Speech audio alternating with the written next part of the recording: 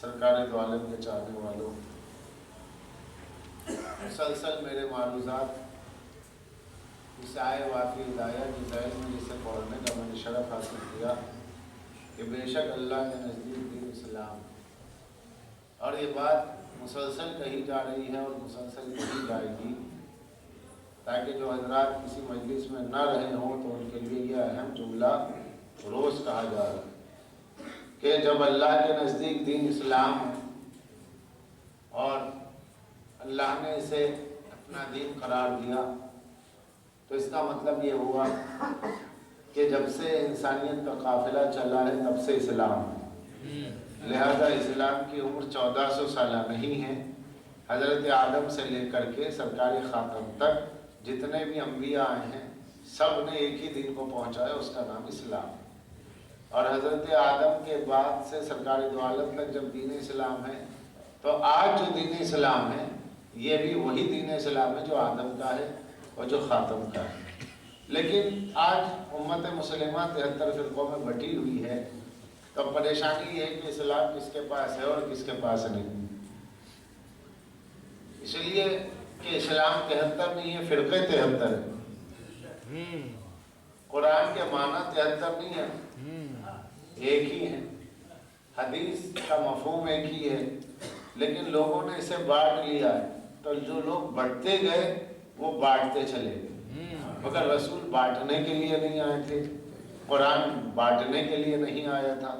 جیسا کہ سورہ حدید میں ارشاد ہوا وَمَا أَنزَلْنَا عَلَيْكَ الْكِتَابَ إِلَّا لِتُبَيِّنَ لَهُمُ الْهُدَىٰ اخْتَلَفُوا فِيهِ هُدًى وَرَحْمَةً لِقَوْمٍ يُؤْمِنُونَ، کہ ہم نے اس قرآن کو اس لیے نازل کیا ہے تاکہ تمہارے درمیان جو اختلافات ہیں دور ہو جائیں۔ تو قرآن کے نازل ہونے کا مقصد کیا ہے؟ اختلافات کو دور کرنا۔ تو آج قرآن کی موجودگی میں اختلاف کیوں ہیں؟ قرآن نازل ہوا اختلافات کو دور کرنا ہے، تو پھر قرآن کی موجودگی میں جن کے لیے قرآن کافی ہے ان کے یہاں اتنا اختلاف کیوں ہے کہ ایک امام کچھ کہہ رہا ہے، ایک امام کچھ کہہ رہا ہے؟ تو یہ جو ائمہ کے درمیان میں امت مسائل میں الجھ کے رہ گئی ہے، تو اس کی وجہ کیا ہے؟ تو اس کا مطلب یہ ہوا کہ قرآن کا جو دعویٰ ہے کہ میں اس لیے نازل ہوا تاکہ امت کے درمیان میں اختلافات کو دور کر دوں، یہ بالکل سچ ہے، بس شرط یہ ہے کہ قرآن کو ویسے تھام لے جیسے تھامنے کا حق ہے۔ اور یہ اس کا مفہوم یہ ہوا کہ قرآن کو آپ نے اکھیرے لیا ہے اور قرآن کو دوہرے تھامے رہیے۔ اس دوہرے کا مطلب ہے قرآن و اہل بیت۔ قرآن نظریہ ہے، اہل بیت آئیڈیل ہے، قرآن لفظ ہے، اہل بیت معنی ہے، قرآن تنزیل ہے، اہل بیت تفسیر ہے، قرآن وحی ہے، اہل بیت اس کا مفہوم ہے، قرآن مجید میں سنتوں کا تشخص ہے اور اہل بیت اس کی تفصیل ہے، قرآن مجمل ہے، اہل بیت مفصل ہے، قرآن موتی ہے، اہل بیت چمک ہے، قرآن پھول ہے، اہل بیت مہک ہے، قرآن لفظ ہے، اہل بیت معنی ہے، اور قرآن تعویل ہے تو اہل بیت اس کا مصداق۔ یہ مسلسل عزیزان گرامی آپ اگر غور کریں تو قرآن جسم ہے، اہل بیت روح۔ قرآن خاموش رہنما ہے، اہل بیت بولتے رہے۔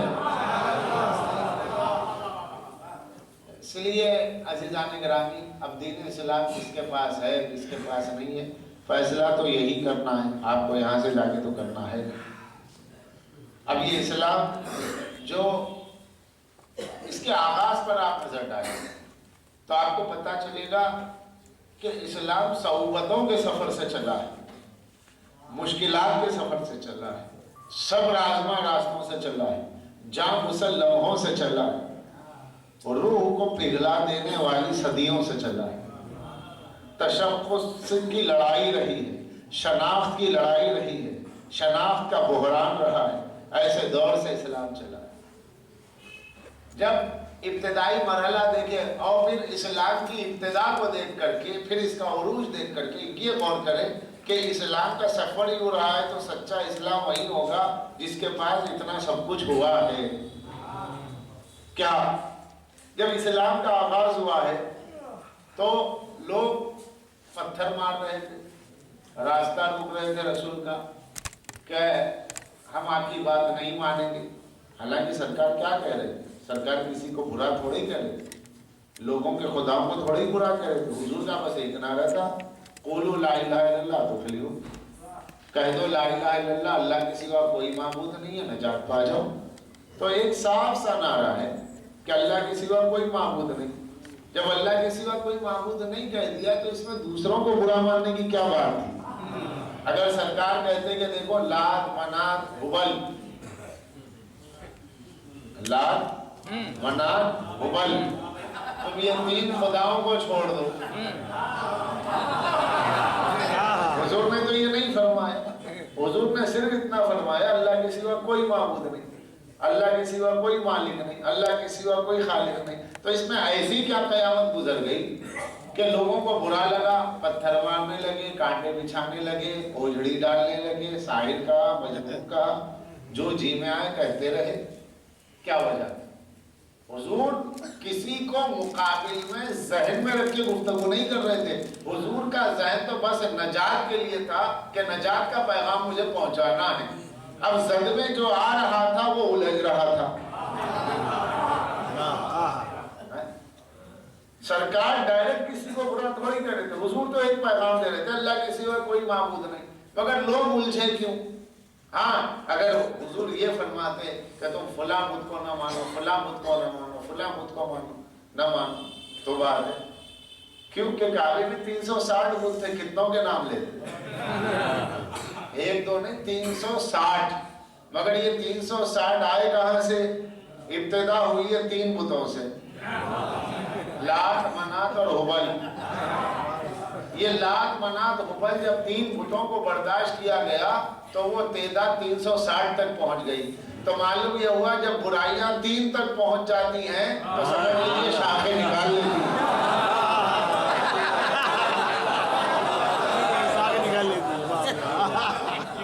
برائیاں جب 3 تک پہنچ جاتی ہیں تو جڑ بن جاتی ہیں. تو اس لیے اب شاخیں اتنی پھیل گئی تھی کہ 360 ہوئے. اب سرکار کہتے کہ بھائی فلاں بت کو نہ مانو، فلاں بت کو نہ مانو، تو کسی کا نام چھوٹ جاتا، وہ کہتا کہ چلو میرا خدا بچ گیا.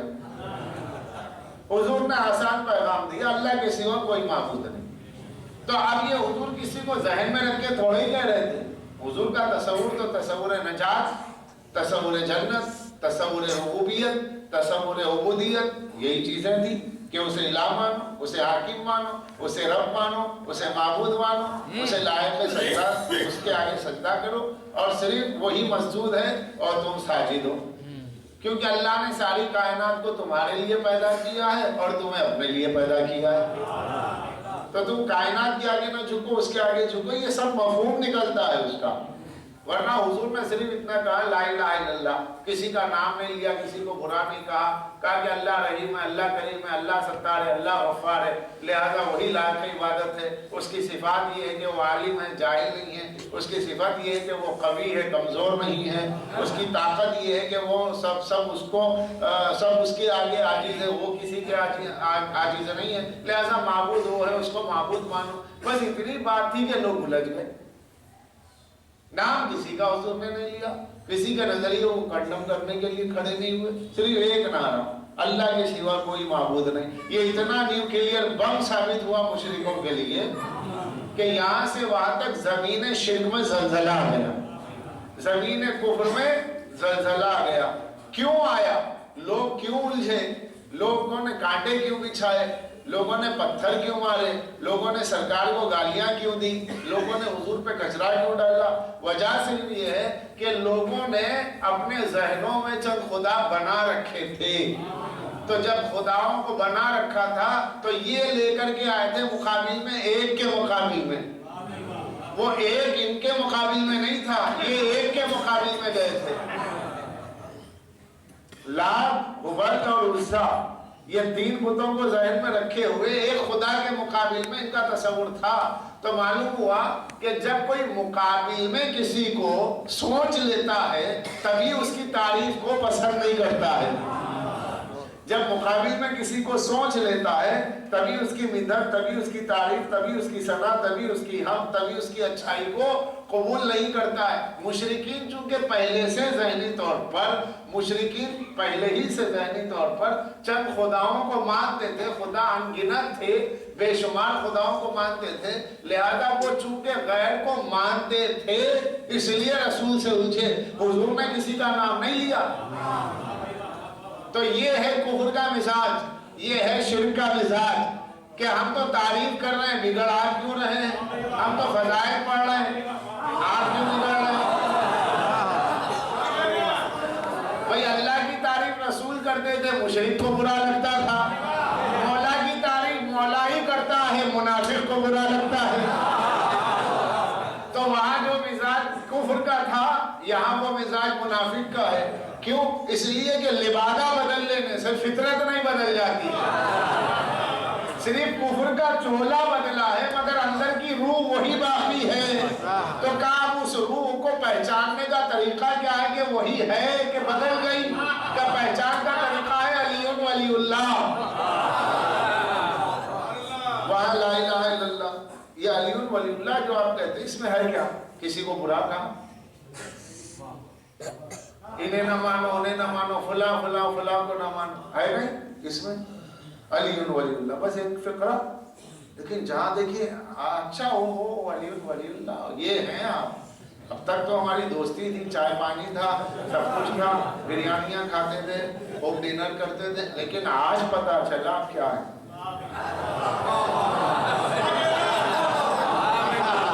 بھئی یہ بگاڑ کیوں آ گیا؟ یہ چہرے کا رنگ فخ کیوں ہو گیا؟ یہ چہرہ کیوں اتر گیا؟ یہ آنکھیں باہر کو کیوں ہو گئی؟ یہ چہرہ کھنچ کیوں گیا؟ علی ولی اللہ نے کس کا کیا بگاڑا ہے؟ ہم نے کیا کسی کا نام لے لیا؟ اگر میں یو پی کے دیہات میں پڑھتا تو کہتا کہ ہم نے کسی کی بھینس کھلوا دی۔ ہوا کیا ہوا؟ علی ولی اللہ وہی ہوا جو لا الہ الا اللہ میں ہوا۔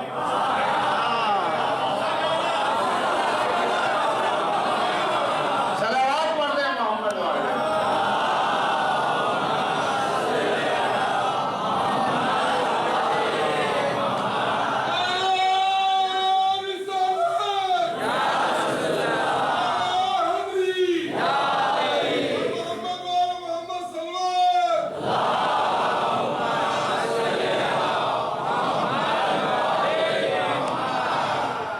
مشرکین نے کیا کیا؟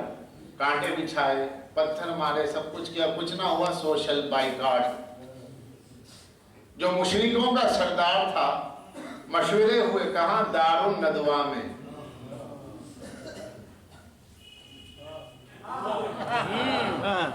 مکے میں مشرکین کے اسلام کے خلاف مشوروں کے، اسلام کے خلاف، سرکار دو عالم کے خلاف سازشوں کا جو مرکز تھا اس کا نام تھا دار الندوہ۔ یہ ہے تاریخ، ہے تاریخ میں یہی نام ہے، اس کا نام تھا دار الندوہ۔ تو وہ دار الندوہ میں جتنے بیٹھتے تھے وہ ابو جہل ندوی، ابو لہب ندوی، ابو سفیان ندوی، یہ سارے ندوی مل کر کے کوشش کرتے تھے کہ اسلام آگے نہ بڑھے۔ جو تھا دار الندوہ تو جو بھائی مکے کا رہنے والا مکی، مدینے کا رہنے والا مدنی، لیکن جو ندوہ سے نکلا ہے دار الندوہ سے اسلام کے خلاف،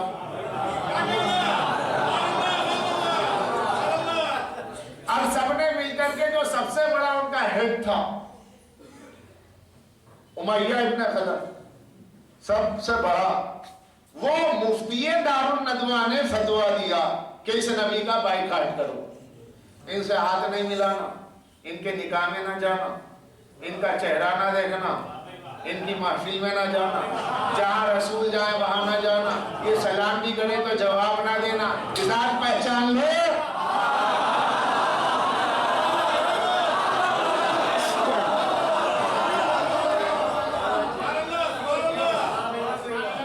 یہ مشرکین کا مزاج، کچھ نہیں کر رہے، پتھر مار کے دیکھ لیا، کاٹنے کہا کہ اب سوشل بائیکاٹ کرو، ان سے خرید و فروخت نہ ہو، ان سے ہاتھ نہ ملاؤ، ان کے پاس جانا ہی مت، ان کی سننا ہی مت۔ اگر کوئی بچہ گیا سرکار دوارے سے دو چار جملے سن کر کے آیا، اس کی لڑائی ہو رہی ہے، کیوں گیا تھا وہاں؟ ارے مگر آپ کو کچھ برا تو نہیں کہہ رہے تھے؟ ارے نہیں کہہ رہے تھے، یہ دیکھو یہ آ گئی نا نرمی تیرے اندر ان کے بارے میں۔ اب یہاں حضور کے پاس مشرکین کے بچے آتے تھے، کافروں کے بچے رسول اللہ کے پاس آتے تھے، حضور کسی کو برا تھوڑے ہی کہتے تھے، حضور کہتے تھے بیٹا اللہ اچھا ہے، اللہ رحیم ہے، اللہ کریم ہے، اللہ ستار ہے۔ بچہ اچھی باتیں سن کے جاتا تھا، ارے بھائی وہاں تو کسی کو برا نہیں کہہ رہے، اب تو بے وجہ مت جاؤ مت جاؤ مت جاؤ، لیکن وہاں جا کے دیکھا تو یہ ہے۔ اب بچہ پوچھتا آگے سرکار سے کہ سرکار ہم تو وہاں یہ سنتے ہیں نہ جاؤ برا کہا جاتا ہے، ہم تو وہاں یہ باتیں سنتے۔ کہا کہ نہیں ایسی بات تو نہیں ہے، اب تم جا کے پوچھنا۔ اب بچہ جو جا کے سوال کر رہا ہے اس کی ڈانٹ ڈپٹ ہو رہی ہے، کہا کل سے باہر میں نکلو گے، گھر میں بیٹھے رہو گے۔ اچھے خاصے بچے کو بچی بنا کے رکھ دیا، گوشہ رہو، پردے میں رہو، باہر مت نکلو، وہاں چہرے نہیں دیکھنا۔ یہ ہے مشرکین کا مزاج، مگر تب بھی اسلام نہیں رکا۔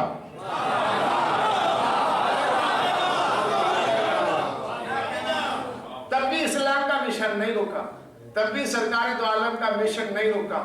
حضور جس کاز پہ لڑ رہے تھے، شرک کے محاذ کے لیے، توحید کے محاذ پر کھڑے ہو کر ڈٹے ہوئے بھی تھے، اور توحید کے مضامین الہیہ سے اٹے ہوئے بھی تھے، اور اس کے مقابل میں مشرکین ہیں۔ بائیکاٹ ہوا، بائیکاٹ کرنے والے بائیکاٹ کر کے تھک گئے، اب بائیکاٹ کا بائیکاٹ ہو گیا، مگر اسلام کا سمس نہیں ہوا۔ سرکار کے کردار میں فرق نہیں آیا، لب و لہجے میں فرق نہیں آیا۔ اصحاب کو قتل کر کے دیکھا، ہجرت کے موقع پر اصحاب کو قتل بھی کر کے دیکھا، جس کو جہاں موقع ملا اس نے دھر دبوچ لیا، معاملات لوٹ لی، گھروں پہ پتھر بازی کر کے دیکھ لیا، اور حضور کے ساتھیوں کو ستا کے دیکھ لیا، یہاں تک کہ مائگریٹ کرنا پڑا، ہجرت کرنی پڑی، مگر اسلام نہ رکا۔ تو اب اس کے بعد کیا ہوا عزیزان گرامی؟ فتح مکہ کا موقع ہے۔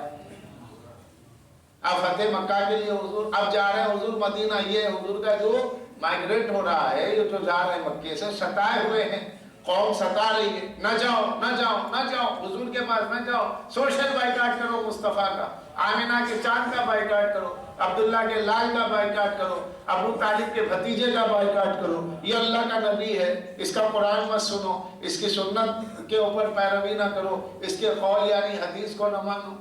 کیوں؟ اصول کیا ہے حضور کا یہ تو بتا دو۔ کوئی مشرک سرکار پہ الزام قائم نہیں کر سکا، مگر یہ ہے کہ بہرحال ہمیں سننا نہیں ہے۔ ایک جذبہ نفرت، اس کا سبب کیا؟ لا الہ الا اللہ، صرف لا الہ الا اللہ، مگر کیا اسلام رکا؟ تو جو نجیس تھے مشرکین وہ جانے سے روکتے تھے پاک کے پاس، کیونکہ سرکار ہے پاک، مصطفیٰ پاک ہے، اللہ کہہ رہا ہے طٰہٰ، یہ رسول طٰہٰ ہے، اور ان کی آل تطہیرہ ہے، اہل بیت تطہیرہ، سرکار دو عالم طٰہٰ۔ مشرکین کا فتویٰ کیا؟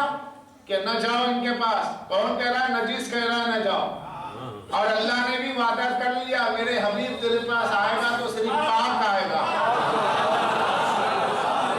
تیرے پاس آئے گا تو پاک آئے گا، ناپاک نہیں آ سکتا، کیونکہ اللہ نے انہیں پاک رکھا، جیسے پاک رکھنے کا حق ہے، تو اب یہاں ناپاک نہیں آ سکتا، نہ وہاں آ سکتا ہے، نہ ان کے ذکر کی محفل میں آ سکتا ہے، نہ ذکر کی مجلس میں آ سکتا ہے، اب نہ آتے ہو تو نہ آؤ، اس لیے کہ قدرت نے طے کر لیا ہے یہ فرش پاکیزہ لوگوں کے لیے۔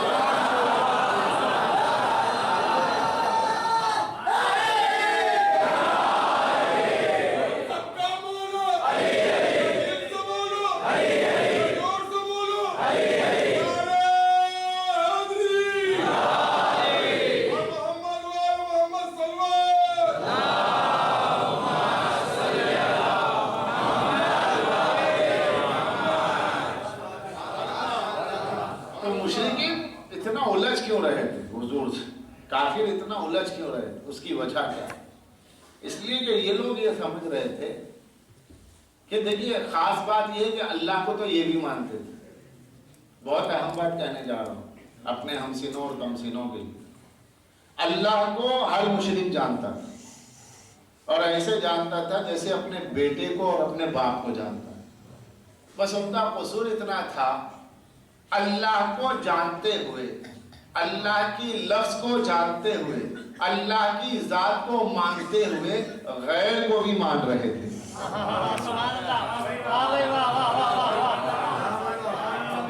اللہ کو جانتے تھے، اللہ کو مانتے تھے، اور اس کے ساتھ میں غیر کو بھی مانتے تھے، یعنی اور بتوں کو بھی مانتے تھے۔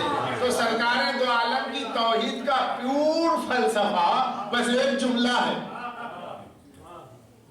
اللہ کے رسول کی توحید کے فلسفے کے لیے بس ایک جملہ کہوں گا، یہ ایک جملہ ہی اہل عقل کے لیے تقریر ہے۔ باقی سب کچھ تو پھیلانا ہے مثالیں دے دے کر، ورنہ ایک جملے میں تقریر ہو جاتی ہے، مضمون مکمل ہو جاتا ہے۔ کہ سرکار کی توحید کی فلسفی یہ ہے کہ مشرکین مکہ جتنے پولیتھسٹ تھے، جتنے مشرکین تھے، جتنے کافرین تھے، وہ سب کے سب اللہ کی لفظ سے واقف تھے، چونکہ وہ عرب تھے، عربی جانتے تھے، اللہ کی لفظ سے واقف تھے۔ وہ خود کہتے تھے، اور اللہ کہتا ہے کہ میرے حبیب پوچھو امن خلق السماوات والارض، زمین و آسمان کو کس نے پیدا کیا؟ تو یہ مشرکین کہیں گے لا یقولون اللہ، کہ بے شک یہ تو اللہ نے پیدا کیا۔ تو ان سے پوچھے جب تم جانتے ہو کہ اللہ نے پیدا کیا ہے، پھر یہ دوسروں کو کیوں مان رہے ہو؟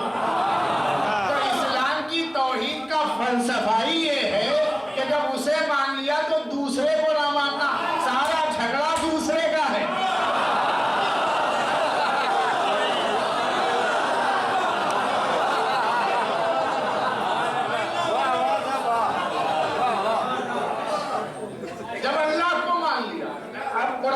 قرآن ہے کیا ہے؟ ابھی بھی ان سے پوچھو زمین و آسمان کو کس نے پیدا کیا؟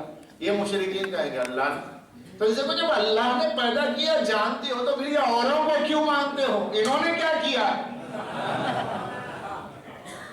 تو مشرک کا مزاج کیا ہے؟ اللہ کے فضائل پڑھے گا،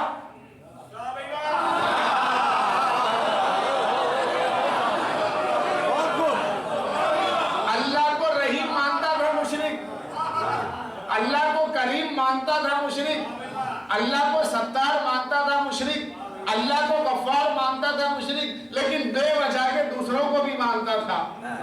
تو اب اسلام کا بنیادی جھگڑا جو مشرکین سے ہے وہ اللہ کو منوانے پر نہیں ہے، بلکہ دوسروں کو چھوڑنے پر ہے کہ اسے مانا تو ایسے مانو کہ پھر کسی اور کو ماننے کی ضرورت ہی نہیں ہے۔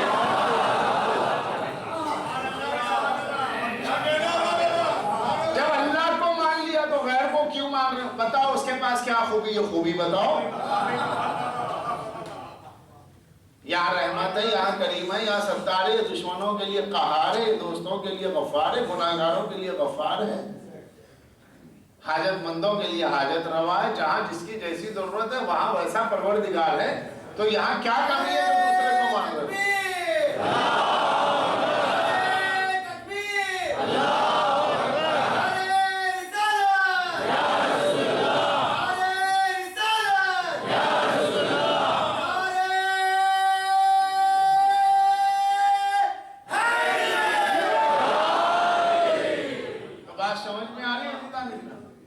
وہ ستار ہے، غفار ہے، سب مانتے تھے، مگر اس کو ماننے کے علاوہ پھر دوسروں کو مانتے تھے۔ تو اب اللہ قرآن میں دلائل پوچھ رہا کہ بھئی یہ زمین و آسمان میں نے بنائی، تم خود کہتے ہو، تمہیں میں نے پیدا کیا یہ بھی کہتے ہو، پھر دوسروں کو کیوں مانتے ہو؟ تو یعنی سرکار دو عالم کے لا الہ الا اللہ کے کلمے کا فلسفہ توحید یہ ملا کہ جب اللہ کو مانو تو بلا فصل مانو، جب اللہ کو مانو تو بغیر کسی گیپ کے مانو۔ ایسا نہیں ہے کہ دوسروں کو بھی مانیں گے اللہ کو بھی مانیں گے، یہی تو توحید اور شرک کا جھگڑا ہے۔ توحید یہ ہے کہ اسے مانا تو پھر کسی کو نہ مانو، کوئی لائق عبادت نہیں، کوئی لائق سجدہ نہیں، کوئی رزاق نہیں، کوئی کریم نہیں، کوئی رحیم نہیں، بس اللہ۔ اور جب وہ ہے تو وحی و قیوم ہے، اس کی حیات ذاتی ہے، اس کی ذریعی زندگی کسی اور کی ہے نہیں، تو پھر ان کو کیوں مانتے ہو؟ جن کو تم نے اپنے ہاتھوں سے بنایا، میٹنگ تم نے کی، مشورے تم نے کیے، بنائے تم نے، اور خدا بنا کے کھڑا کر دیا، اور اس کے مقابل میں لے کر کے چلے کہ جس کی نہ کوئی مثال ہے نہ جس کا کوئی جواب ہے۔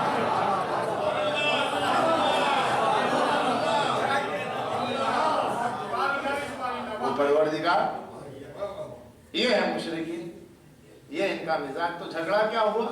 اللہ کو رحیم مانیں گے, رحمان مانیں گے, سب کچھ, مگر الہ نہیں مانیں گے. جھگڑا کس پر ہے؟ الہ, معبود, عبادت کی حد تک چھوڑ دیجیے. وہ رحیم ہے, وہ ستار ہے, کوئی شک نہیں. اللہ اکبر, کیا کہنے اس کی ذات کے, ارے بھائی بڑے فضائل ہیں اللہ میاں کے. وہ رحیم ہے, ستار ہے, کریم. مگر جہاں تک عبادت کا معاملہ ہے, اب اس میں آپ لوگ جو ہے مسلمان یہ ہے کہ بس اسی کو مانتے ہیں, ہم کچھ اور دوسروں کو بھی مان لیتے ہیں, تو ملی جلی سرکار چلائیں. یہاں اسلام یہ کہتا ہے کہ اب تمہارے لیے جنت نہیں ہے, صرف اللہ اللہ کی تسبیح پڑھنے سے جنت نہیں ملے گی. اللہ کو ویسے مانو جیسے اللہ چاہتا ہے کہ اسے معبود مانو.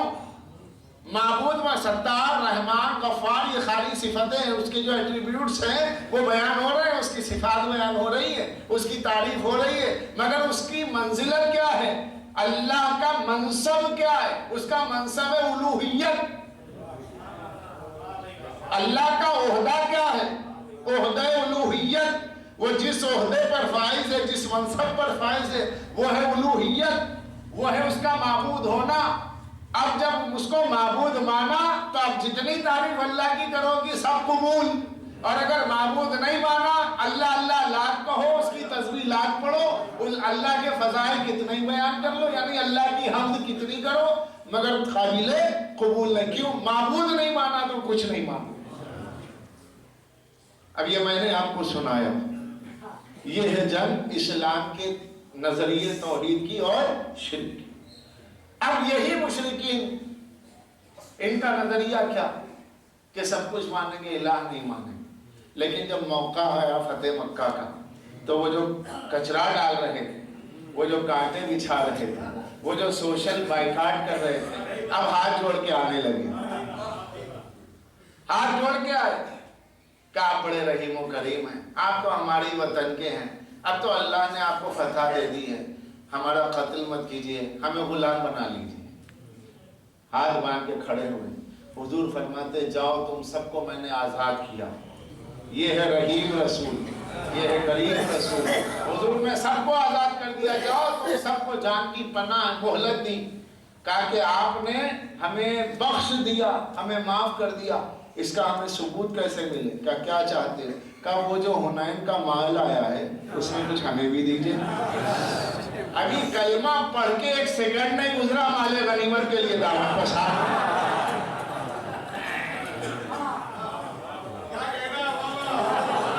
حضور نے اٹھایا, ایک ایک مٹھا سونا لے جاؤ, ابو سفیان تو لے جا, معاویہ تو لے جا, سب کو دے رہے. اصحاب یا رسول اللہ, یہ کہا کہ مؤلفۃ القلوب ہیں, ابھی ان کے دلوں میں اسلام آیا نہیں ہے, لیکن دھیرے دھیرے دھیرے دھیرے کوشش کی جائے. میں کفر کو کاٹنے آیا ہوں, کافر کو کاٹنے نہیں آیا. اگر تلوار اٹھا لوں تو ابو سفیان ابھی کٹ جائے, مگر میں ابو سفیان کو کاٹنے نہیں آیا ہوں, کفر کو کاٹنے آیا ہوں. یہ تو ایک مہلت. اب یہ جو ذہن بنے ہوئے تھے, کیسے ذہن کہ سب کچھ مانیں گے, اللہ کو معبود نہیں مانیں گے, تب ادھر حضور کو بھی امتحان لینا ہے. اب امتحان کیسا ہو کہ ان کے دل میں کیا ہے کیا نہیں. تو اب وہ جو مزاج شرک ہے, اب یہ بدلا کہ نہیں بدلا, اس کو دیکھنے کے لیے رسول نے میدان کا انتخاب کیا, مجمع کو بلایا, نماز ہو گئی, روزہ ہو گیا, حج ہو گیا, سب کچھ ہو گیا. جب سب کچھ پہنچ گیا تو کہا کہ سنو, من کنتم مولا ہو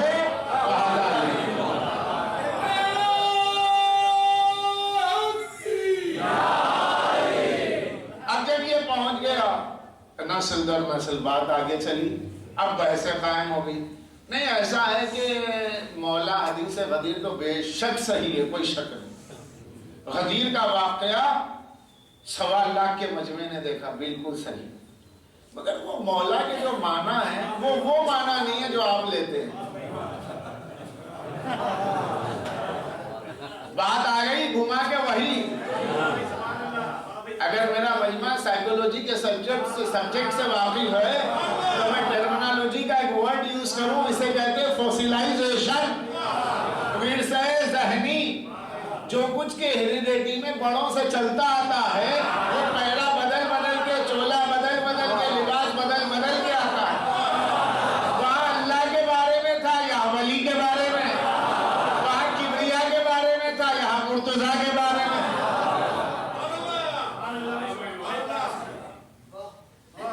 اب مزاج بدلا، یہ شرک کا مزاج جو نفاق میں بدلا۔ اب منافق کسے کہتے ہیں؟ جس کے باطن میں کفر ہے، ظاہر میں اسلام۔ اب اس کا فرق کیا ہے؟ علی ولی اللہ۔ ذکر علی چھیڑ کے دیکھو، چہروں کے رنگ بولیں گے۔ چہرہ ہی تو سب کچھ ہوتا ہے، چہرہ دل کی کتاب ہوتا ہے۔ اس سے آپ نے کیا بات ہے بھائی، آج تو لگتا ہے آپ کو بریانی کھا کے آ رہے ہیں۔ ارے کیا ہوا؟ وہ چہرہ بڑا بحال ہے، کہاں کوئی خوشی ہو گئی؟ اب کوئی خوشی نہیں؟ اب میں نے تو آپ سے کہا نہیں، آپ کا چہرہ بول رہا۔ ایک شخص کو دیکھا آپ نے، کیا بات ہے بھائی، ڈاکٹر کے یہاں کیوں نہیں چلے آج؟ تو ہے چہرہ کہہ رہا ہے بیمار ہو رہے ہو۔ اس کو کہنے کی ضرورت نہیں، چہرہ بولتا ہے۔ لوگ کہتے ہیں علی علی علی علی کب تک چلتا رہے گا؟ ہم فضائل پڑھ پڑھ کے چہرے دیکھ لیا کرتے ہیں کہ جس کا چہرہ کھل رہا ہے ایمان بول رہا ہے، اور جس کا کھل رہا ہے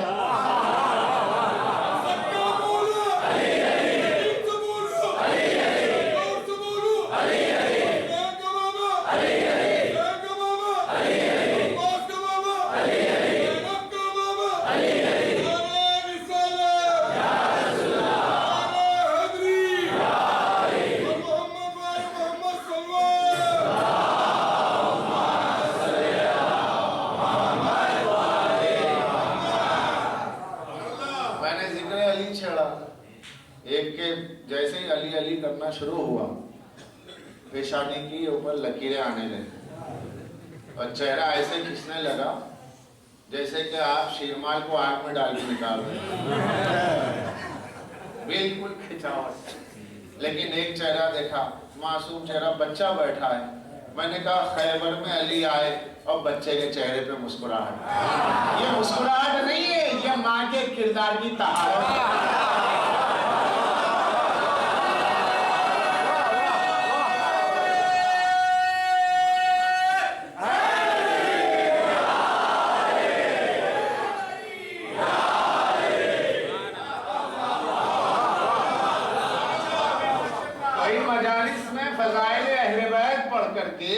ہم چہرے دیکھتے ہیں کیونکہ چہرے پر نسب لکھا ہوتا ہے، لیکن اس کو پڑھنے کے لیے ضرورت ہے فضائل علی کی، فضائل اہل بیت کی۔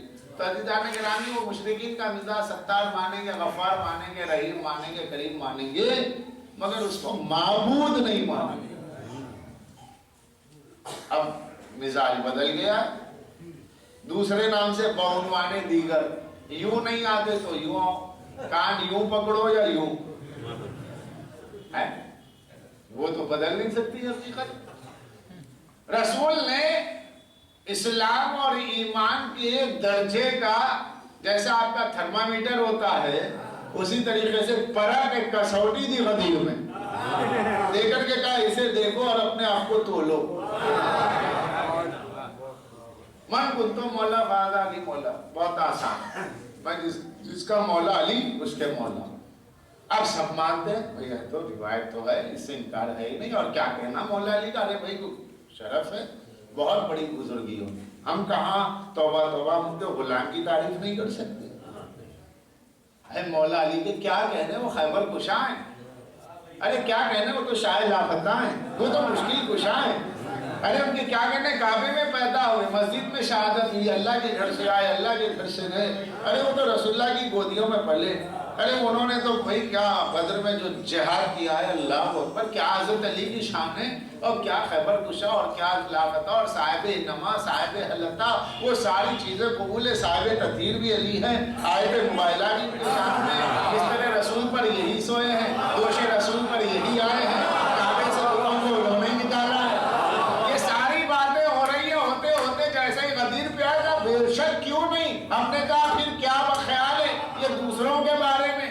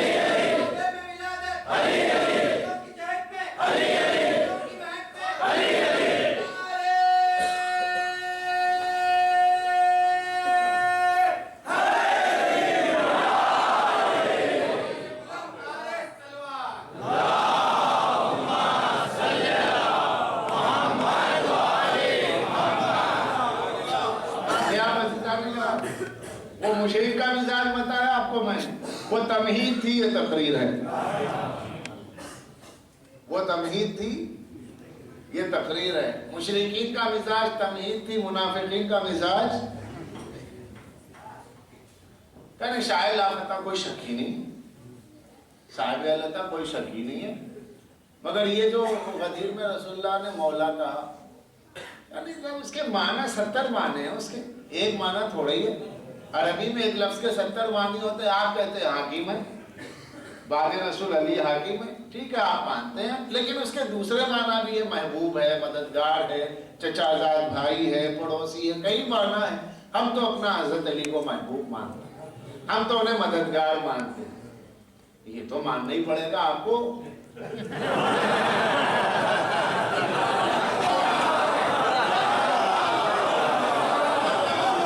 ہم تو مددگار مانتے ہیں، ٹھیک ہے ماننا ہی پڑے گا. تو اس کے سوا کس نے مدد کی بھی نہیں نا. اگر کی ہوتی تو کسی اور کے لیے بھی ہوتا، کہ وہ نہ ہوتے تو ہم ہلاک ہو جاتے، کیونکہ ہے علی کے لیے. تو یہ وہ ہے. تو مگر یہ لفظ مولا کے 70 معنی، ٹھیک ہے. تو اب کیسے کریں کہ وہی لفظ آپ کیوں لے رہے ہیں کہ صاحب وہ ان کے معنی حاکم ہے. لہذا لفظ کے معنی میں اختلاف ہے. غدیر آپ بھی مانتے ہیں، ہم بھی مانتے ہیں. علی کو مولا آپ بھی مانتے ہیں، ہم بھی مانتے ہیں. لفظ کے معنی میں اختلاف ہے. ایک معنی آپ لیتے ہیں، ایک معنی ہم لیتے ہیں. کسی عنوان سے صحیح، حضرت علی کو ہم بھی مانتے ہیں، مولا علی کو مانتے ہیں، مگر غدیر کو بھی مانتے ہیں. ٹھیک، اب کیا کیا جائے؟ تو کہا کہ صاحب دیکھیے، اچھا چلیے لفظ مولا کے معنی حاکم لے لیں. اگر رسول اللہ کے بعد حضرت علی کو حاکم مان لیں تو پہلے تو مولا کے 70 معنی، اس میں سے چلو ایک لفظ آپ کے کہنے سے مان بھی لیں کہ شیعہ مانتے، چلو ہم بھی مان لیں گے حضرت علی حاکم ہے، چلو ٹھیک. مگر کیا ضروری ہے کہ فوراً رسول کے بعد وہ ہو سکتا بہت بار ہو؟ جبھی کیوں مانے؟ مجھے اس پہ یاد آیا کہ ایک جو ہے حکیم صاحب تھے، جیسا یہاں ہمارے رضی بھائی حکیم، ایک حکیم صاحب تھے. ان کا ایک ملازم تھا اور انہوں نے ایک نسخہ لکھا. نسخہ لکھ کر کے کہا کہ میاں جاؤ، وہاں جانا، وہاں جا کر کے دوا ساز جو ہے اس کو یہ دینا، دے کر کے وہاں سے اس سے واپسی میں چٹھی لے لینا، میں جو دوا کے لیے تجویز کر رہا ہوں، جڑی بوٹیاں وغیرہ، اور وہ لکھا کے لانا. کہا حضور وہ ٹھیک ہے، میں چلا جاؤں، نہ ملا تو؟ اچھا نہیں مل گیا لیکن دی نہیں تو؟ اگر دے دی مگر یہ کہ جواب میں نہیں لکھا تو؟ اگر لکھ بھی دیا لیکن صاف نہیں رہا تو؟ سمجھ گئے اس حکیم صاحب؟ تاکہ یہ بتا تجھے جانا ہے یا نہیں.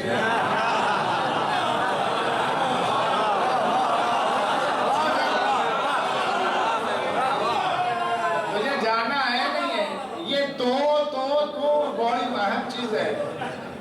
گفتگو میں 4 لفظ بڑے ڈینجر ہوتے ہیں، اگر مگر لیکن چونکہ اور 5واں تو. ساری بات یہی ختم. تو کہا لگتا ہے تیرے جانے کا موڈ نہیں ہے، تو یوں جائے گا اور کہے گا کہ وہ ملے ہی نہیں. سمجھ رہے ہیں عزیزان کرام؟ بس یہی ہے بدی.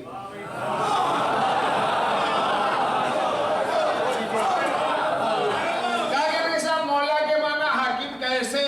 ہم نے سورہ تحریم سے بتا دیا، ہم نے سورہ تحریم سے معنی بتا دیے کہ مولا بمانے اولا آتا ہے، کہ مولا بمانے حاکم ہے، قرآن سے بتا دیا، کلام عرب سے دکھا دیا. کہا ٹھیک ہے مگر یہی معنی میں ہو کیا ضروری؟ اچھا یہی معنی میں وہ بھی بتا دیا. تو کہا ٹھیک ہے مگر فوری ہو جائے کیا ضروری؟ تو آپ سوال یہ ہوگا تمہیں ماننا ہے یا نہیں؟ کہ وہ بحث صرف اتنی ہے کہ چونکہ مولا کے 70 معنی ہیں، ایک لفظ کے 70 معنی. عربی بہت ہارڈ لینگویج ہے.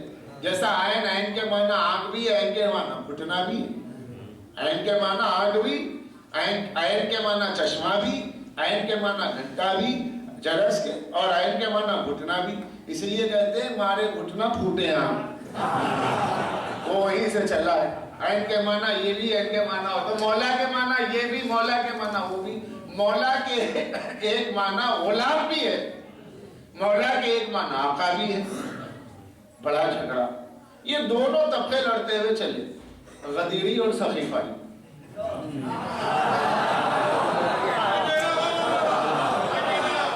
کیونکہ میں شیعہ سنی نہیں جانتا، میں وہ اس میں نہیں جانتا، مجھے کیا پتا ہے. ایک سخیفائی اور غدیری دونوں آپس میں لڑ رہے تھے. مولا کے معنی حاکم، یہ غدیری بولتا تھا. سخیفائی بولتا تھا ارے بھائی مولا ہے وہ، کس کو شک ہے، مگر مددگار حاکم ہے. دونوں لڑتے لڑتے لڑتے بہرائچ میں شیخ جائسی علیہ الرحمہ کے پاس پہنچے. حضرت شیخ جائسی کے پاس پہنچے. شیخ صوفی تھے بیچارے. ان سے پہنچ کے کہا ارے صاحب صوفی صاحب، یہ بڑا دونوں میں جھگڑا چل رہا ہے. ایک کہتا علی مولا بمانے حاکم، ایک کہتا علی مولا بمانے مددگار. اب آپ بتائیں، کہا کہ یہ عالموں کے جھگڑے میں میں کہاں جاؤں، میں ایک علی والا سیدھا سیدھا یہ علی کی تسبیح پڑھتا ہوں، مجھے کہاں لا رہے ہو، مجھے کچھ پتا ہے. بولے نہیں، آپ بزرگ ہیں، آپ کا مقام ہے، اس لیے تو آپ کے پاس آئے، کسی کی جان چلے جائے گی اچھی تھوڑی ہے. انہوں نے کہا میاں پوری حدیث تو سنا دو. تو کہا من کنت مولا فاز علی مولا. بولے اس کے معنی بھی بتا دو. تو جھگڑا تو وہی ہے، کہانی آسان ترجمہ کہ رسول اللہ نے کہا میں جس کا مولا علی اس کا مولا. تو بولے میاں تم کیا کہتے ہو؟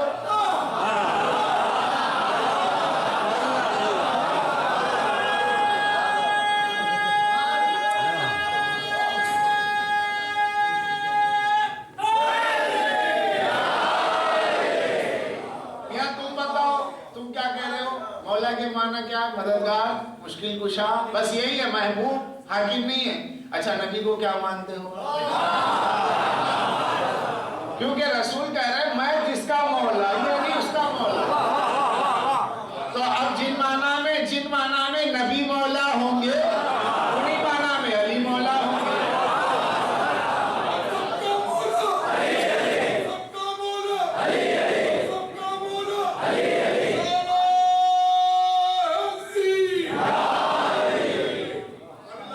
اور اسی کو انہوں نے آسان فارسی میں شعر کا بس درمانی من کنت مولا میر علی ارسو علی مولا بئی مانا کے پیغمبر ہوا.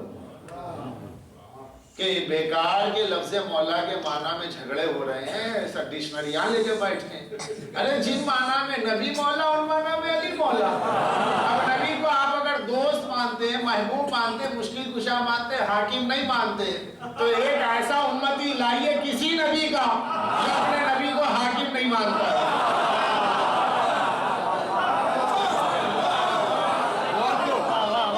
موسیٰ کے دور کے یہودی کو لاؤ، حضرت موسیٰ کے دور کے یہودی کو لا کر کے اس سے پوچھو میاں یہ موسیٰ تمہارے کیا ہے؟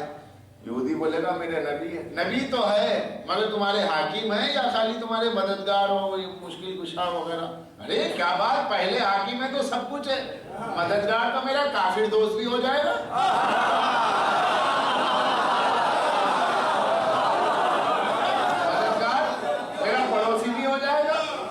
مشکلوں میں کبھی کبھی مددگار تو کافر بھی کام آ جاتے ہیں، دوستانہ ہے. مگر یہ حاکم ہے. ایک یہودی اپنے نبی کو حاکم کہے گا، لیکن وہیں کھڑا کھڑا دو مسلمان آپس میں جھگڑا کرے، مولا کن معنی میں یہودی کہے گا ارے بھیا جھگڑا ہی کیا ہے، جن معنی میں نبی مولا ان معنی میں علی مولا بات صاف ہے. تو اب یہاں عظمت علی کی بات ہے ہی نہیں، کیونکہ علی کی عظمت کا ریفرنس ہے رسول.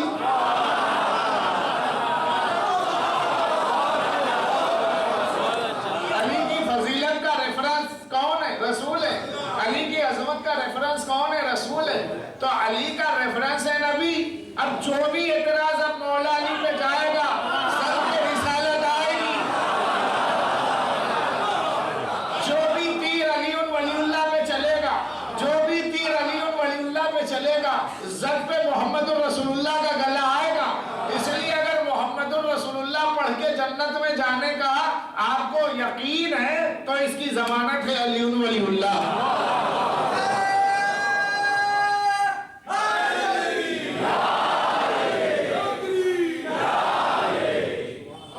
اس لیے یہ جھگڑا ہی بیٹھا نہیں صاحب کوئی اس میں، یہ تو آپ کے جذباتی گفتگو ہے.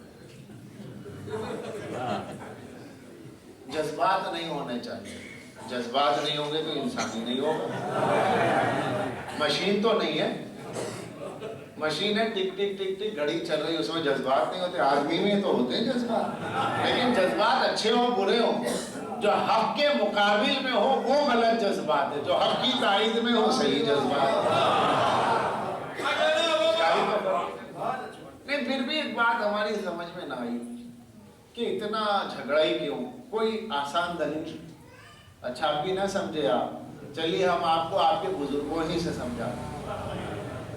اچھا یہ تو ہے غدیر میں ہمارے مولا کو رسول اللہ نے مولا کہا, ہاں تو یہ بتائیے وہاں مبارکبادی جو بڑھ بڑھ کے دے رہے تھے وہ کون تھے؟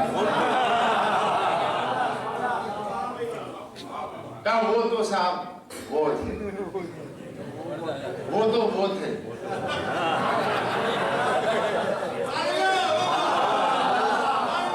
اچھا یہ کیا کر رہے تھے؟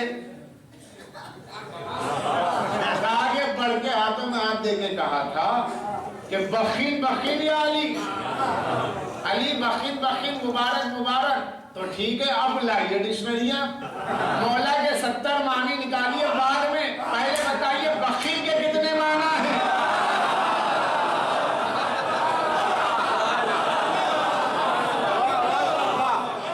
بخیل کے کتنے معنی کا؟ بخیل کا ایک ہی معنی مبارک. تو مبارکبادی تبھی تو دی جاتی ہے جب ولی عہدی ہوتی ہے, جب جانشینی ہوتی ہے, جب تاجدار بنا دیا رسول نے روحانیت کا, تبھی تو مبارکبادی دی گئی ہے. اب مبارکبادی دینے والوں سے پوچھو کہ کن معنی میں مولا سمجھ کے مبارکبادی. پہلے یہ پوچھ لیجئے کہ حضرت رضی اللہ آپ نے کس بات پر مبارکباد دی.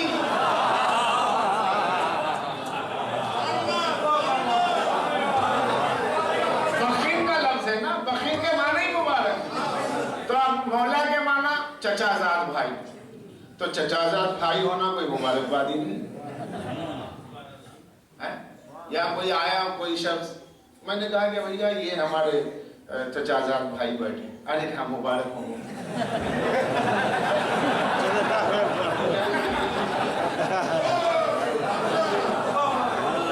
اس میں چچا زاد بھائی ہونے پہ مبارکبادی کیا ہے؟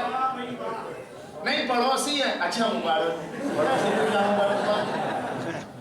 مبارکبادی کا ایک خاص لفظ ہے, خاص تقریب کے لیے, خاص موقع کے لیے, ہر بات میں مبارکبادی نہیں. تو وہ 70 معنی میں ایک لفظ ایسا لائیے, ایک معنی جس کے لیے مبارکباد کہنا اپلیکیبل ہو.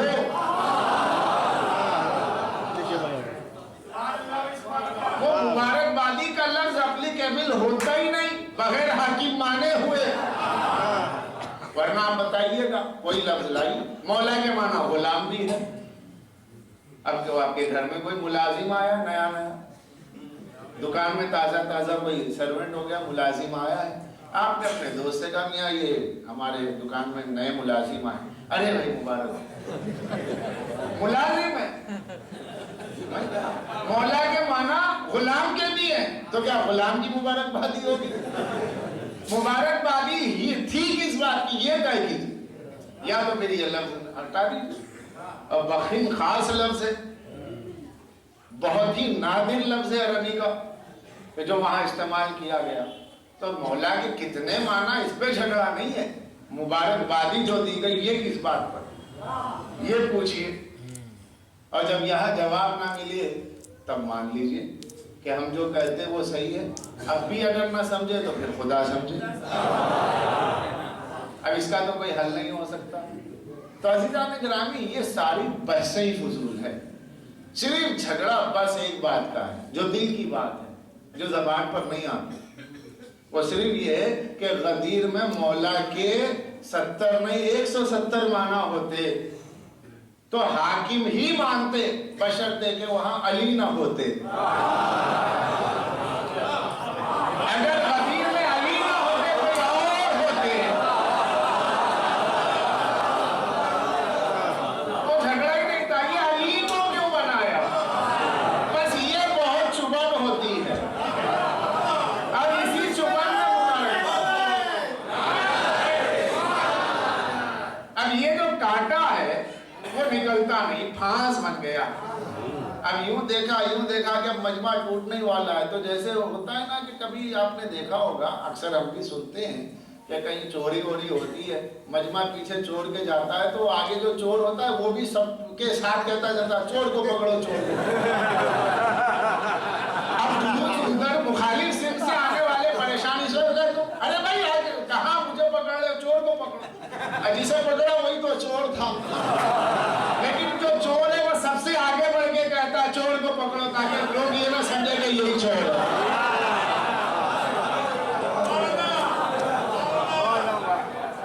तो ये बढ़ के और भी बहुत नाम थे, 1,24,000 सहाबा का मजमा, मगर एक दो नाम ऐसे खास मिले कि लाखों की भीड़ में बढ़ के मुबारकबाद पुरजोश अंदाज में ये चोरी पकड़ी गई जब आग नबी की बंद हुई।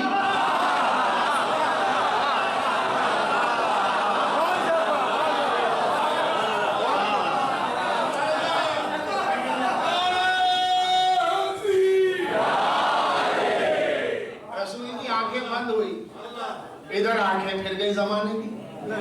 नबी की आंख बंद हुई, इधर लोगों ने अपनी आंखें अहले बैत से फेर ली। ये कौन? जो सबसे बढ़ के भीड़ में सबसे आगे जाकर के मुबारक हो, और जल्दी जल्दी में ख्याल नहीं रहा। कौन मुबारकबाद दे रहे हैं? कयाली आपको मुबारक हो, आज आप मोमिनीन के, मोमिनात के और मेरे हो। ये दरमियानी मखलूक अजीब है।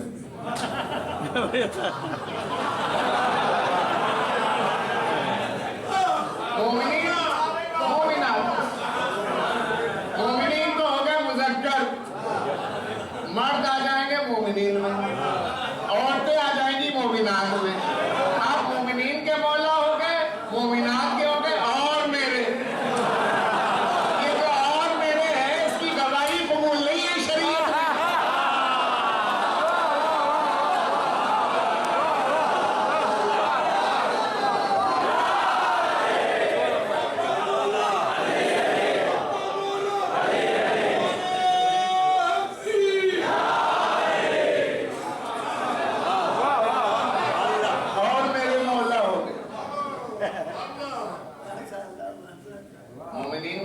हम सब मोमिनीन के मौला हो।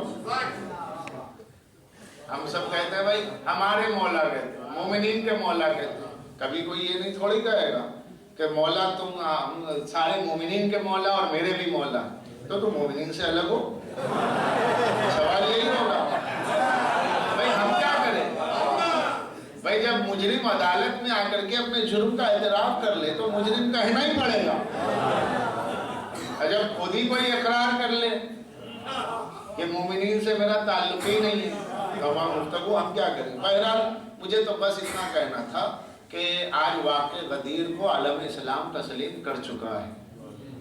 बड़ी लड़ाइयाँ होते होते होते होते आज पूरा आलम इस्लाम बगैर किसी इख्तिलाफ के वाक़े गदीर को तस्लीम करता है कि सही है। और अल्लामा ताहिरुल क़ादरी साहब, डॉक्टर ताहिरुल क़ादरी ने किताब ही गदीर के सिलसिले में लिखी है, सैफ़े जली अला मुनकिर अली। अब्बासबुक एजेंसी वालों ने भी उसे शाये किया है। वो किताब में तकरीबन 52 तरीक़ों से 52 आपकी उसके जो है रेफरेंस मौजूद हैं वाक़े गदीर के जो उन्होंने लिखा है। तो इससे मालूम ये हुआ कि आज आलम इस्लाम खुल के तस्लीम कर रहा है वाक़े गदीर, मगर झगड़ा है वही लफ्ज़ मौला के माना का। अभी यहाँ तक बात पहुँच गई। पहले होता था कि ये वाक़या हुआ या नहीं हुआ, अरे ये तो साहब इन्हीं का है, या तो कहा जाता कि भाई ये तो इसी कौम की बात है, और ये कहा जाता था कि नहीं वो 18 ज़ील जो है किसी के कत्ल की तारीख है तो उनकी खुशी है। ये झूठ मूठ की बात है। यहाँ अहले बैत के गम से फुर्सत नहीं है, न अहले बैत की खुशी से फुर्सत है। हम इनके गम में अपने घर की खुशी नहीं देखते, हम इनकी खुशी में अपने घर का गम नहीं देखते।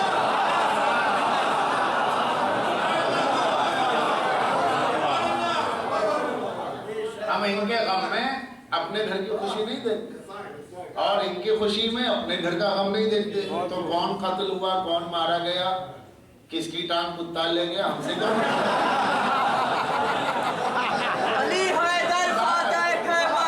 हमसे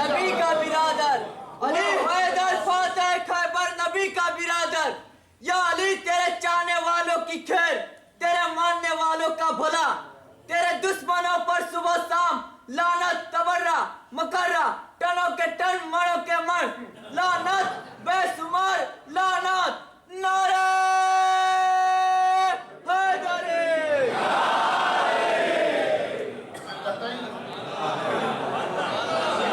لوگ کہتے ہیں ہمیں کیا پتا کون قتل ہوا کون نہیں ہوا، ہمیں اس سے کوئی مطلب نہیں، ہمیں مولا کی خوشی سے مطلب ہے۔ اور وہ واقعہ جو بھی ہوا ہوگا، کس کا ہوا، کس کا مرڈر ہوا، کس کا قتل ہوا، وہ ساری باتیں بات کی ہوئی، لیکن غدیر تو حیات رسول کا ہے، جو رسول اللہ کی زندگی میں واقعہ ہو چکا ہے، اور بعد میں کون مرا کون مٹا اس سے اس تاریخ کا کیا تعلق؟ اب اگر کسی کے یہاں ہے تو پھر ٹھیک ہے، وہ بھی مجلس کرے، ماتم کرے،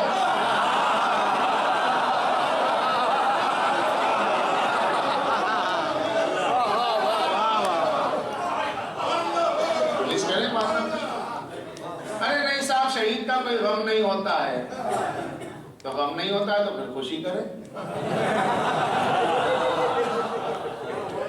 ضد ہے دو چیزیں، یا غم ہے یا خوشی ہے، کیونکہ دو ہی چیزیں ہوں گی نا، یا غم ہے یا خوشی ہے۔ غم نہیں ہے تو خوشی ہے، خوشی نہیں ہے تو غم ہے، دونوں نہیں ہے تو یا آپ اپنے کو مسلمان نہیں سمجھتے یا اس بیچارے کو مسلمان نہیں سمجھتے۔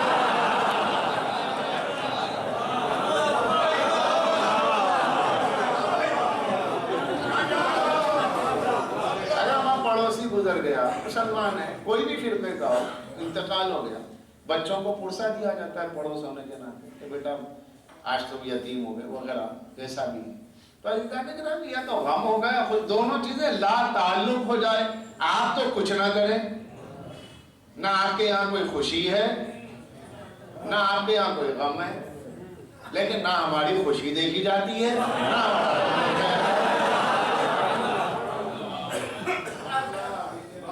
یا تو صف میں شامل ہو جائیے، یا تو جو ہم کرتے ہیں اپنے والوں کے لیے وہ آپ کر لیجئے اپنے والوں کے لیے،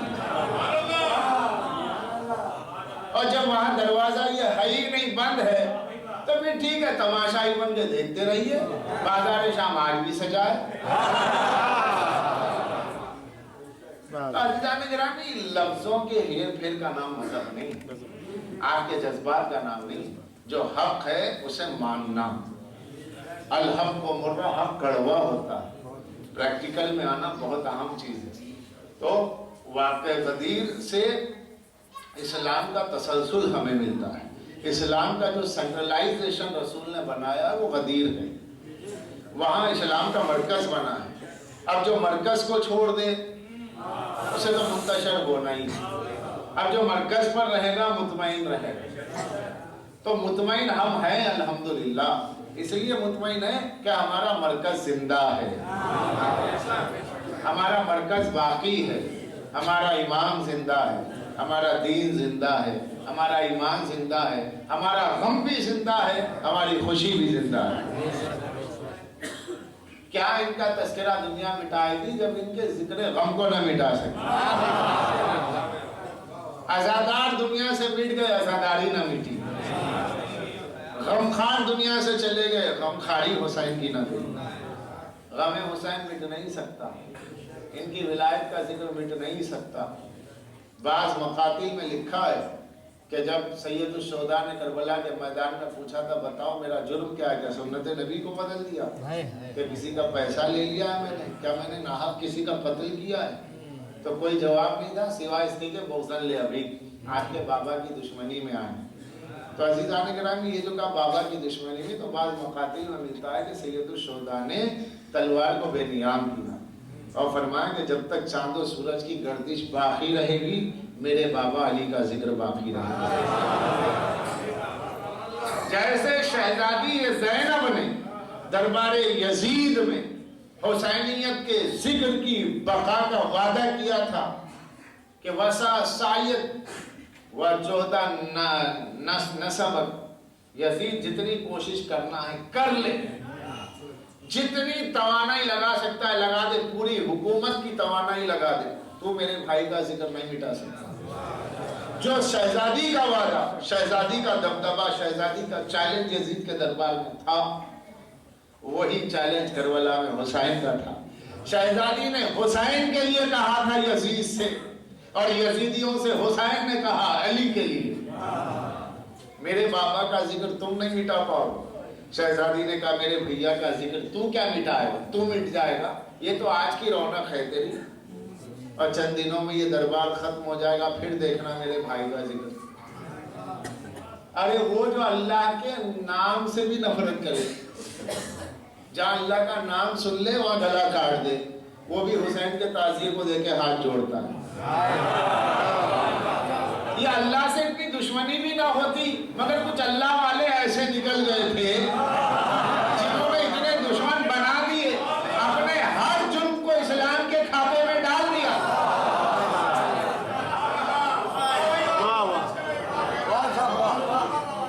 वरना हुसैन से गमखारी क्यों है? बड़े बड़े मकामात हैं, ग्वालियर का किला देखिए, माधुराय संधिया, उसके यहाँ से ताजिया निकलता है और वही ताजिया उठाता है, और अगर गैर उठाए उठता ही नहीं, ताजिया वजन हो जाता है। मुझेजा कानपुर में बहुत बड़े मंदिर के यहाँ के शहर से ताजिया उठता है। ये सब क्या है कि जहाँ अल्लाह अकबर पे पाबंदी हो, जो मस्जिदों को गिराने के लिए सड़क पे आ जाए, वो हुसैन का नाम लेते ही झुक जाए।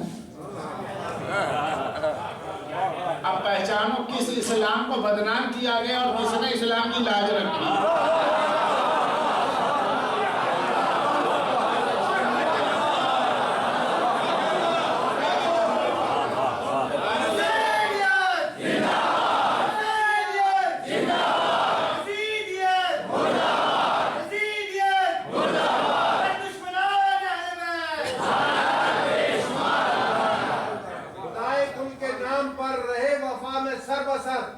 लुटा के सारा घर का घर अगरचे कट गया, मगर वो तब भी कामयाब था, वो अब भी कामयाब है।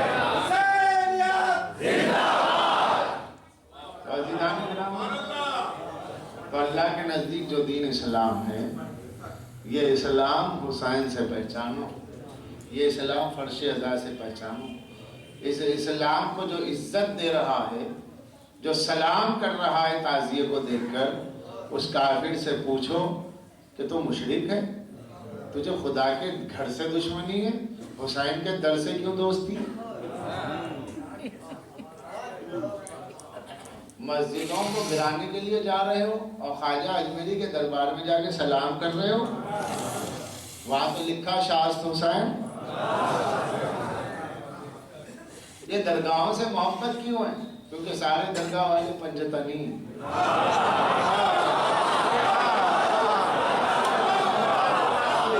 जहाँ जाइए नाम में पंजतन मिलेगा, क्योंकि अगर ये नाम ना हो तो ढोलकी में कोई पैसा ही नहीं डालेगा।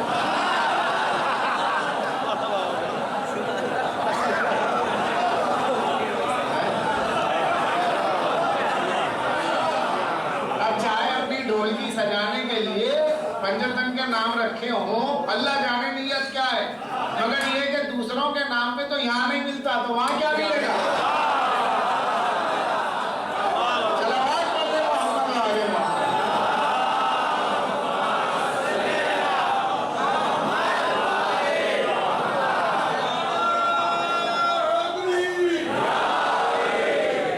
यहाँ भी इनके ही नाम से मिलेगा, वहाँ भी उनके ही नाम से मिलेगा। अब तुम चिढ़ते हो तो चिढ़ा करो, अली अली अली अली, बस इसके सिवा कुछ काम नहीं है, तो अच्छा आप कोई नाम लेके बताओ। वहां तो इतने नाम है, यहाँ क्यों नहीं आता? किस बात की शर्म आ रही है? क्या झिझक है, क्या परेशानी है? पुकार नहीं तो है ना, झूठ मूठ कह देना कि भाई हो गई मदद, लेकिन कोई कहता नहीं। किसी का नाम लेकर पुकारो, मगर नहीं। अगर पुकारना शुरू किया तो बच्चे सवाल करेंगे, दादा तो कभी नहीं पुकारते थे, आप अब्बा कैसे पुकारते? अब बेटा कहेगा ये तो बिदअत है, क्योंकि बिदअत उसे कहते जो नई चीज हो। पुराना, इतना पुराना के बड़े बड़े कहते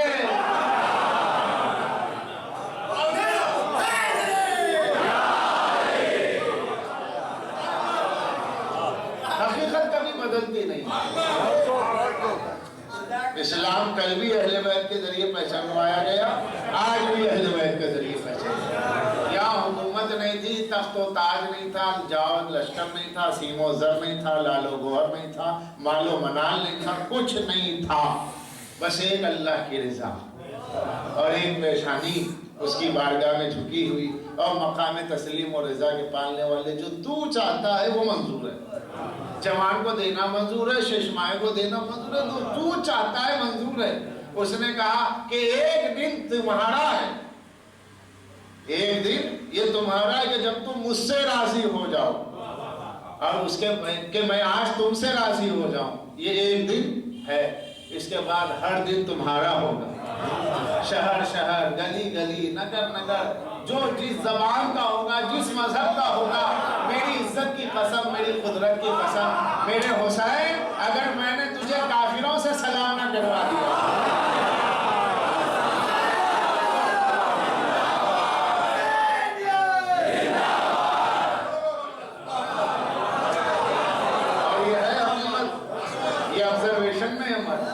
मुशाहिदे में हमारे जो देख रहे हैं, तो इसका मतलब क्या हुआ? जो चीज आपको जिंदा रखी हुई है वो हुसैन का गम है।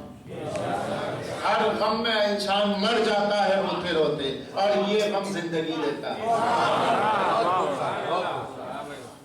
अगर कोई अपने बाप के गम में इतना रोए मर जाए, औलाद के गम में कोई इतना रोए मर जाए, मगर ये हुसैन का गम है। जितना आंसू बहते हैं उतना समझिए कि जिंदगी की तरक्की बढ़ती जाती है, क्योंकि गम हुसैन इबादत है, तो ये गम मिटने वाला नहीं। हाँ, इनके लिए आंसू जितने बहाएं कम है, रोने की हसरत खत्म हो जाती है, मगर अजीजान गिरामी, रोने की हसरत खत्म नहीं होती, रोने की हसरत खत्म नहीं होती, मगर आंसू खत्म हो जाते हैं। रोने की तमन्ना बाकी रहती है, मगर आंखें साथ नहीं देती। ये तो हुसैन का गम। और क्या कुछ किया लोगों ने, कैसी कैसी कुर्बानी। हम तो माशाल्लाह जिस दौर में अज़ादारी हो रही है, बड़े आराम और सुकून और चैन से, कभी सवा घंटा, कभी 1.5 घंटा आराम से मैं पढ़ लेता हूँ, आप सुनते चले आते, कोई वो नहीं। अभी करबला जा रहे हैं, आराम से जा रहे हैं, आ रहे हैं लोग, लेकिन कैसे कैसे दौर में अज़ादार रहे। हुसैन की मजलिसें हुई। मसाइबुल अबरार में मकबूल अहमद नौगानवी ने लिखा है, मसाइबुल स्वीडन में रहते मकबूल अहमद साहब, उन्होंने किताब लिखी मसाइबुल अबरार, तो उसके अंदर वाक़या लिखा है हवाले के साथ, और मसाइबुल शिया में भी साबित हुसैन साहब ने मिल जाएगा कि मुतवक्किल के दौर में एक ऐलान हुआ था कि ये वो वलदुल हराम था जिसने इमाम हुसैन अलैहिस्सलाम की कब्र भी तोड़वा दी थी, और सैयदुल शोदा की कब्र तोड़वा कर उस पर नहर जारी कर दी थी ताकि निशान कब्र महफूज न रहे, मगर पानी तवाफ करता था, मगर जगह गीली नहीं होती। तो अज़ीज़ान गिरामी, उसने फरमान जारी किया था कि जो भी हुसैन की ज़ियारत पे जाए तो 2 आदमी जाए, कुरान डाला जाएगा, एक के बजाय एक फिदिया बने, और एक करबला जाएगा, दूसरा उसके बजाय कत्ल हो जाएगा। तो बाप बेटे मिलके जाते, या बाप चले जाते या बेटा चले जाता, 2 भाई जाते तो एक भाई कत्ल होता, एक भाई चला जाता, एक को बॉर्डर पे मार दिया जाता, दूसरे का चले जाओ। यहाँ तक कि खातून आई, अब वो अकेली थी, सिपाहियों ने पकड़ लिया, कहाँ जा रही? कहा हुसैन के पास। कहा तुझे कानून का पता नहीं है? कहा पता है, लेकिन मैं घर में अकेली हूँ। कहा क्यों? बाकी सब? कहा कि सब मारे गए, मेरा बाप था, मेरा शौहर था, दोनों चले, एक करबला पहुंच गया, एक मारा गया, मेरे 2 भाई थे, एक गया, एक मारा गया, वापसी हुई तो फिर दूसरे की साझेदारी में ये भी मारे गए। अब मेरे घर में कोई नहीं है, मैं अकेली हूँ, मैं जी के क्या करूंगी? या तो मुझे मार दे या करबला भेज दे। ये दौर। अब वो औरत, उसको लेकर के सिपाहियों ने कहा तेरा केस अजीब है, तू चल मुतवक्किल के पास। मलून के दरबार में लेकर गए। मलून ने कहा कि भाई कानून तो कानून है, अब हम क्या करें, तेरे नसीब में नहीं होगी हुसैन की ज़ियारत, और वो जाके करेगी क्या? बहता हुआ पानी है, कीचड़ पानी में जाके क्या करेगी? सब तो तेरे घर वाले मर चुके हैं, अब तू है अपने नसीब को रोती रहे या किसी को लेकर आ। ये बातचीत हो ही रही थी कि एकदम एक छोटे से बच्चे के रोने की आवाज है। मुतवक्किल ने कहा, दरबार में बच्चा किसका रो रहा है? तो उस औरत ने कहा, मेरा ही बच्चा है, मेरे अब्बा के दामन में है। क्या इसकी उम्र क्या होगी? कब बस 7 बरस का होगा, 6-7 बरस, 6-7 महीने का बच्चा है, शीरखार बच्चा है। तो कहा अच्छा एक बात बता, तेरा मसला तो हल हो गया। हमारा कानून ये है कि 2 में से एक जाएगा या कत्ल हो जाएगा। अब ये बच्चा तो करबला जा नहीं सकता, इसके पैर नहीं है, ये तो शीरखार है, इसे कत्ल करवा दे, तू चली जा। माँ खामोश हो गई। तो कहा अच्छा ये बता, तो अपने बच्चे को ज्यादा चाहती है या हुसैन को? तो त्योड़ी बदल गई, माथे का रंग सुर्ख हो गया। कहा मलून, कहा मेरा बच्चा, कहा मेरा आका हुसैन, कहा मेरा बच्चा तो असगर पे कुर्बान है। तो मुतवक्किल ने कहा अच्छा मेरे दरबार में खड़े होकर मुझे झड़कती है, इतना चाहती है हुसैन को, मैं भी तो देखूं कितना चाहती है, अपनी बात पे कायम रहना, अब तेरे बच्चे को ज़िबा कर दे। ऐसे ही इसने गुफ्तगू करते हुए इशारा किया, जल्लाद आगे बढ़ा, माँ की गोद से बच्चा लिया, बड़े दरबार में तलवार से काट दिया, बच्चा कट गया और जमीन पे तड़पता रहा। माँ को मुतवक्किल ने कहा अपने बच्चे के ऊपर से फैलान करके चली जा। माँ ने बच्चे को कटा हुआ देखा, देखते ही रुख किया आसमान की जानिब का, पालने वाले इतनी कुव्वत दे दे के बस करबला चली जाओ, और अपने बच्चे को मुड़ के नहीं देखा। कहा कि मेरे लाल अब मैं तुझे देखूंगी नहीं, तू मेरे हुसैन पे फिदा हो गया, तू मेरे हुसैन पे फिदा हो चली। इधर माँ चली, मुतवक्किल ने कहा जल्लाद से ये बच्चे को उठा यहाँ से, रटे हुए बच्चे को मसबले में डाल दे, धूल पे फेंक दे कि कुत्ते खा ले। 6-7 महीने का बच्चा काट दिया गया, घुट पे डाल दिया गया। माँ चली, देखी नहीं, कहा कि बस मुझे आका के पास जाना है। कभी गिरती कभी उठती, इस आलम में गिरते पढ़ते मौला के कब्र मुबारक तक, कीचड़ पानी में चलती हुई चले गई, गले तक पानी है, पहुंची, अपने सर को मौला की कब्र पे रखा, हाथ जोड़ के कहा आका क्या मेरी कुर्बानी कबूल है, क्या मेरी जियारत कबूल है? ये होती है जियारत, हौसला चाहिए, जियारत आसान नहीं है। क्या मौला मेरी जियारत कबूल है? बस अजीजों उसी लम्हा उसको गशी तारी थी, क्योंकि ज़ाहिर कहाँ से कहाँ तक चलती आई है, और बेटे को देखना कटे हुए बच्चे को ये आसान नहीं है। पहुंच के जैसे ही माथा रखा कब्र हुसैन पर, जैसे उसे सुकून मिल गया हो, जैसे बच्चा माँ की गोद में आके सुकून पा लेता है। कब्र हुसैन पे पहुंच के जब माथा अपना कब्र हुसैन पे रखा, गशी तारी हो गई।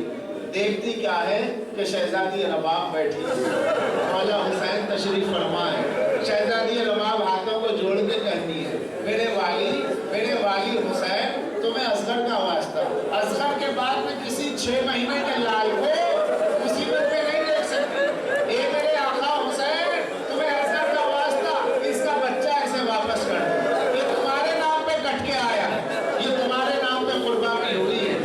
इधर रबाब ने कहा, उधर आका हुसैन के लबों पे तबस्सुम आया, कहा कि बीवी तेरी जियारत कबूल है, जा तुझे अपना तेरा बच्चा है, तो अपने बच्चे के साथ वापस हो जा।